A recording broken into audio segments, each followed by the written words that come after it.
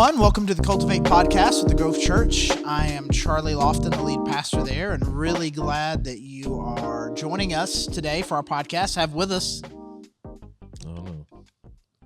the expert, Mark Freeman, the expert on all things Bible, theology, Chick-fil-A. No.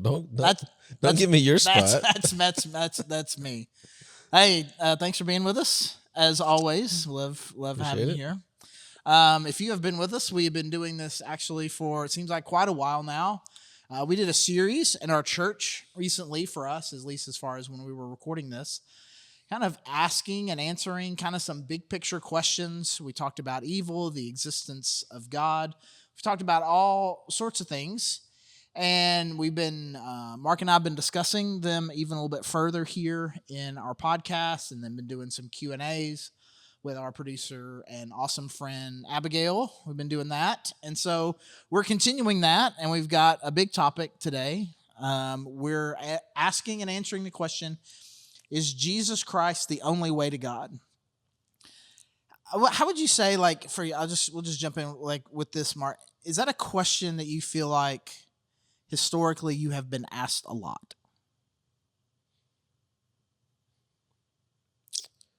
Yes, but not in those words. Like in what, like? But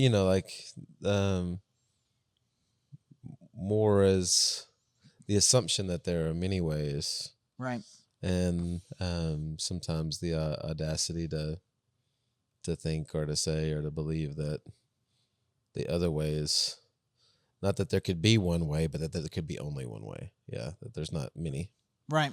Yeah. You find yourself getting that question more from believers who are trying to sort that issue out, people who aren't believers in anything, or people from other religions, or just a good old fashioned combo of all that? Yeah, probably just a combo of all that.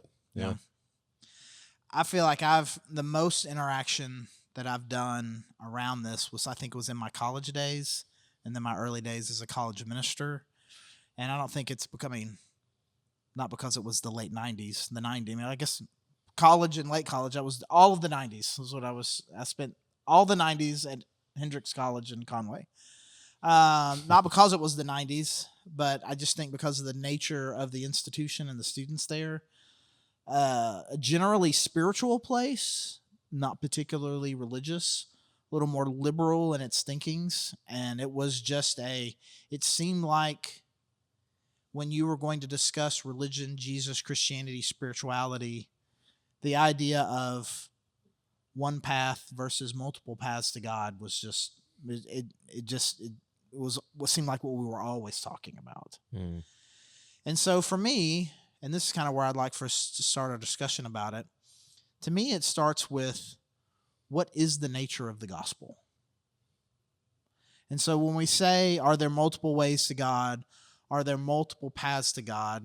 Let's just kind of maybe do a gospel refresh here a little bit. So I'm going to ask you the question, why do we even need a path to God?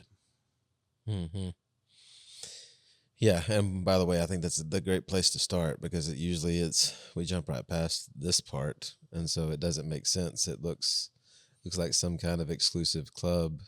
You make no sense of why Jesus would be the only way if you don't understand right how we got there to begin with.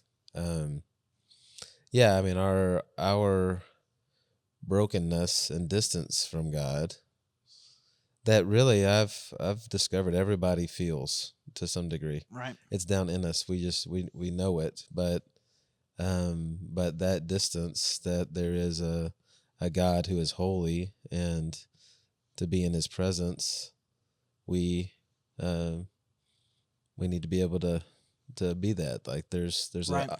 a separation that happens, that just like oil and water, if God is that, if he is good and he is right and he is holy, then he's going to separate from what's not. And a recognition of our brokenness is kind of where all that starts. Yeah, I mean, if we're going to stick with path metaphors, if we think, okay, well, we're sitting here at the Grove right now, and after this, I'm going home. How many different ways are there for me to get home? Well, I mean, depending on how long you go in the wrong direction, And there are an infinite number of ways for me to get home. But ultimately, there are just a handful, really. And some are better than others. Some are faster at certain times of day and depending on traffic or whatever. I mean, there's a lot of different ways. And so that sort of path imagery just kind of implies that I'm here and where I want to go is over there, and there's nothing keeping me from getting there. Mm. But if there is some sort of blockage, a blockade, or a gap. I mean, chasm metaphors, and I know that bridge metaphors have been really, popular in kind of describing the gospel. We're on one side of a cavern, God is on the other side of a cavern. Jesus uses gate/door imagery to describe it. There is a path, and the door is locked. Mm-hmm. There is a door, and if you want to get inside a house, you have to go through the door, right? You can't. You say, oh, you could dig a hole through the roof. Well, now you're just being ridiculous with the metaphor, right? But to get into the house, you have to go through the door. It's not just as is the most popular metaphor for people with a more liberal, different view of it. It's like I'm at the bottom of a mountain trying to get to the top. There are easier and harder ways to get there, but there are multiple paths. But I think the idea that there is something that has prevented us from being with God, it's almost like path is maybe not the best metaphor because it's like, because we're really talking about a relationship. There's not a relationship. There is a brokenness in the relationship. How do we mend it? How do we fix it? And so if sin is the issue, and sin is causing this blockage, the gap, imprisonment, the locked door, whatever metaphor we want to use, right? What is the Christian answer? How do we unlock the door? How do we close the gap? What's the answer? That God makes us clean through Jesus. If we place faith in him, that his death and resurrection overcame sin and death so that we could be back with God again. That basically that he has done the work, because that's, as you were talking about those different paths, each one of those insinuates that there's some standard of goodness that we're working to get to. Right. And this is the opposite answer, that our good works are awesome, but we can't be good enough to be with God. We needed him to come to us and for us to yield and let him do what only he can do. Yeah, I feel like we've missed really kind of the essence of the gospel and the essence of what Jesus did and why he did it when we get too stuck in kind of normal path imagery. Because like you say, Mike, it's I'm good enough, and I'm showing that I can get there. I am accomplishing something. I can climb this mountain. All that's between me and the top of the mountain is my own will, or the only thing that's keeping me from God is my ability and willingness to do better, be better, act better. Or maybe even a path like a quest. God is just putting you on a quest. This is kind of what the meaning of life is. The meaning of life is discovery. And there's lots of different ways you could discover this. There's lots of different paths to discovery, enlightenment, journey, those sorts of things. And so you need to find your path. I'll find my path. But ultimately, all the paths lead the same place. And that's again, I think that's just incomplete. Mm-hmm. It is the sin and brokenness that has made us unable to be in fellowship with God. And you can't be good enough to get your way out of that. Forgiveness has to happen. Reconciliation has to happen. And that is something that only God can do. That's not something that we can do. So now really then the question is, if it's something that if there's a problem between us and God, and only God can make it better, really the question is, has God chosen multiple different venues, vehicles, paths, or whatever to reconcile us. Which then gets us to what I will say is the definitive passage on this issue. I'm going to read it, and you feel free to drop some thoughts in after I read it, okay? It's John 14. Yeah, we're going to start a little earlier than we normally do. John 14, verse 1. The disciples are kind of upset. The words here, they're troubled. Jesus is talking about leaving. He's talking about dying. He's talking about going away, and they're concerned about it. John 14, verse 1. Do not let your hearts be troubled. You believe in God, believe also in me. My Father's house has many rooms. If that were not so, would I have told you that I am going there to prepare a place for you? And if I go and prepare a place for you, I will come back and take you to be with me, that you also may be where I am. You know the way to the place where I am going. Thomas said to him, Lord, we don't know where you are going, so how can we know the way? Jesus answered, I am the way and the truth and the life. No one comes to the Father except through me. If you really know me, you will know my Father as well. From now on, you do know him and have seen him. Philip said, show us the Father, and that will be enough for us. Jesus answered, don't you know me, Philip, even after I have been among you such a long time? Anyone who has seen me has seen the Father. How can you say, show us the Father? Don't you believe that I am in the Father, and the Father is in me? The words I say to you, I do not speak on my own authority. Rather, it is the Father living in me who is doing his work. Believe me when I say that I am in the Father, and the Father is in me, or at least believe on the evidence of the works themselves. What stands out to you? Well, first of all, just that claim. I mean, everyone has to recognize that he just said something very different than other teachers and great, philosophers through history. People who have made great claims. Because one thing I would agree with is I've had friendships with people of different faiths and beliefs. If someone says, "Hey, yeah, basically, the 8 noble truths of Buddhism, or the 5 pillars of Islam, or the what you're supposed to do in the Southern Baptist church I grew up in," right? And you start putting those lists all down on paper, and yeah, you're right. It is true. Those lists look very similar, right?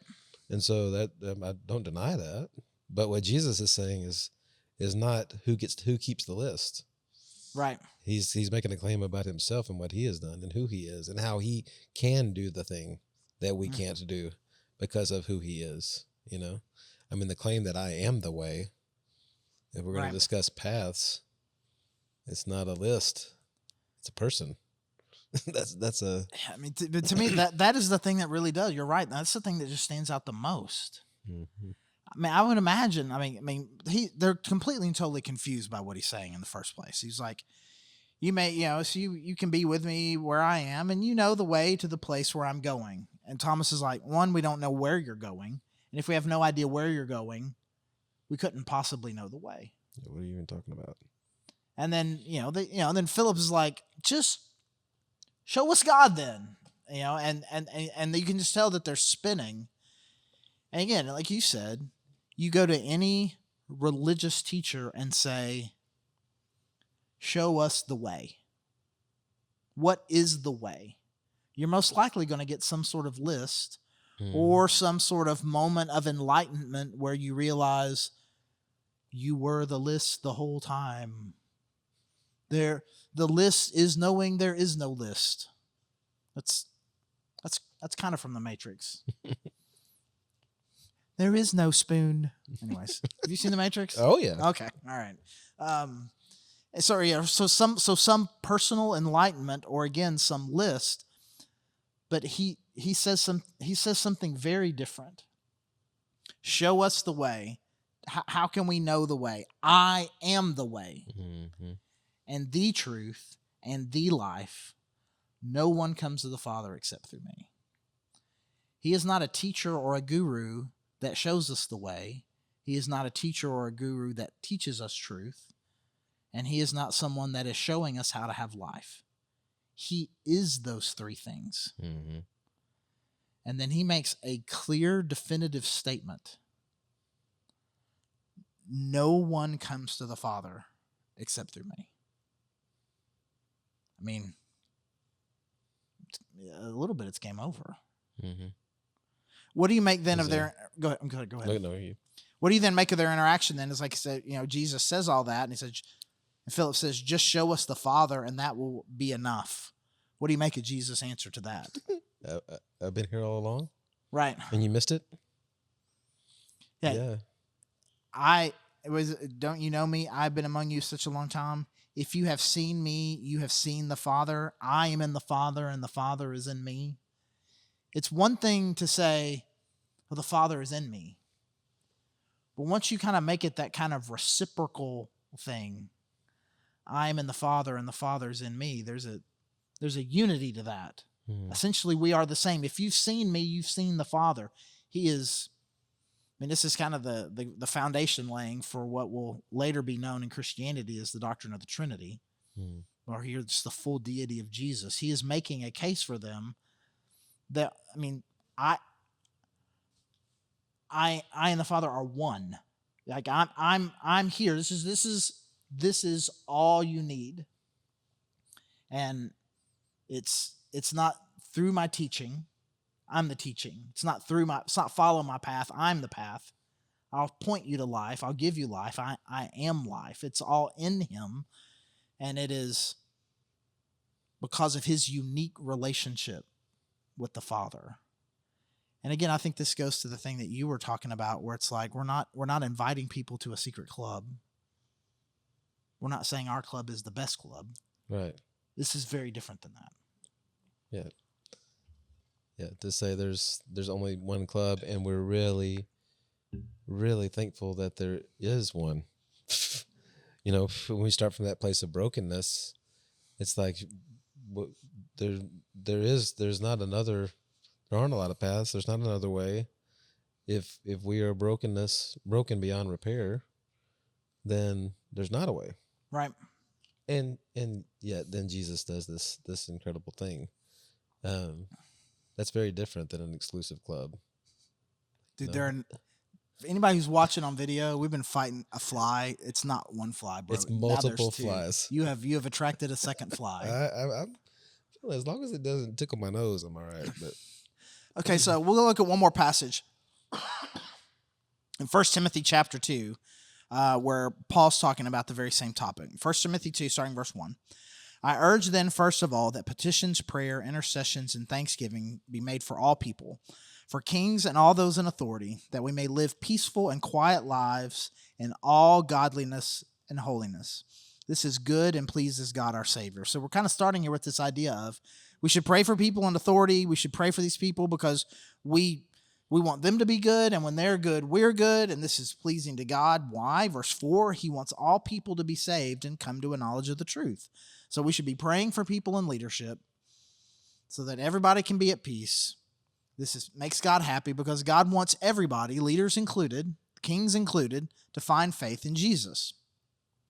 For there is one God and one mediator between God and mankind, the man Christ Jesus, who gave himself as a ransom for all people. This has now been witnessed to at a proper time. And for this purpose, I was appointed a herald and an apostle. I am telling the truth, I am not lying, and a true and faithful teacher of the Gentiles. And so he's talking about, man, you got this. It starts with this heart for just this specific group of people, and then ultimately, man, what you should be praying for is that they can find God. And then says, and there's only one way to do it. There's not multiple gods. There's only one God. And there is only one person who has, as we've been talking about, paid that price, been that mediator. You need a mediator. This God is not someone that you find. Mm-hmm. God is someone who makes peace with you. Which again is just a very different thing. It is a very different thing than what other world religions and this natural instinct that we have. Because if there's no problem between us and God, then there's no need for a path. And if there's no problem, well, maybe God just, a fun game of hide and seek. Right. And he's kind of given different hints to different people.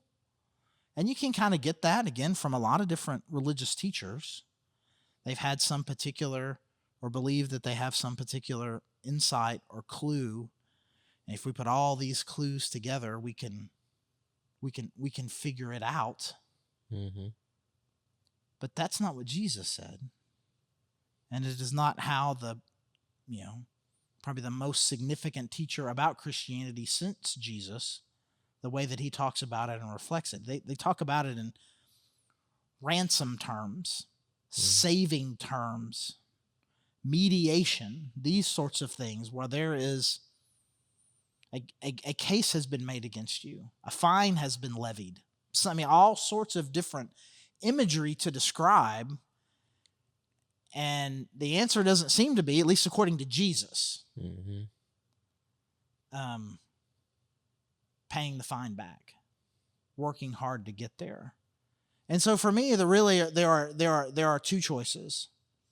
There is Jesus is if there are multiple ways, then Jesus isn't one of them. Do you make sense why I'm saying that? Right, because it's a radically different thing he's saying. Yeah, there's no overlap. Right. I mean, if you take the Jesus' death on the cross out of it, his death and his resurrection and the way that he talks about it, and just look at his moral teachings, like, okay, well, we can make a Venn diagram maybe out of. Well, but even that, I mean, I just think we've misinterpreted Jesus so badly that if you don't even talk about other world religions and you just talk about the way that in the US of A he has been presented, when I talk to people, and it's down even deep in me, like there's just this bend towards, if I can, change my behaviors, right? I can become. We don't realize that what we're saying is I can become as good as God, but it's as if that's attainable by, behavioral modification. But then Jesus comes on the scene, and even in his teaching, I mean, Sermon on the Mount, he's like, man, you got to be poor in spirit. Not that you attain and then are able to say to God, look at me, you've met your match. Right. I'm as good as you are. But it begins with the yielding. And then when he gets to the commands, he's like, and here's the next level for you. You think it's don't murder. Right. This is the level. What's going on in your heart? And the truth is, even people who morally are very good, man, we go heart level and the game changes. And so Jesus is like, no, you're not, and you can't, but I can do that. Right. I can make you that way. That supernatural power. It seems like even if you just look at Jesus's teachings, what he's describing is how all the paths are blocked. Because even as you were talking, I was reminded of this one thing that he says, which is, unless you are more righteous than the Pharisees, you won't enter the kingdom. And by most people's definition of righteous, of good person, of highly religious, I mean, they were the elite of the elite. You've got to supersede that. Well, how? I mean, they were following the law perfectly. I mean, sure, maybe they were kind of jerks sometimes, but I mean, on the whole, right, by all known definitions of righteousness, they were the pinnacle. It's like you got to go better than that. And it was meant to lead you to desperation. In the same way Paul describes the law was meant to bring you to a point of desperation. Or the rich young ruler. Hey, what do I need to do? Oh, you just need to follow all the commands. I've done that. I can only imagine. I wish I had like a picture of Jesus' face. Really? All of them? All the time? And I love how one of the ones he dropped in there was honor your father and mother. Like, what person in the history of the world has, from the time of their birth, always honored their father and mother?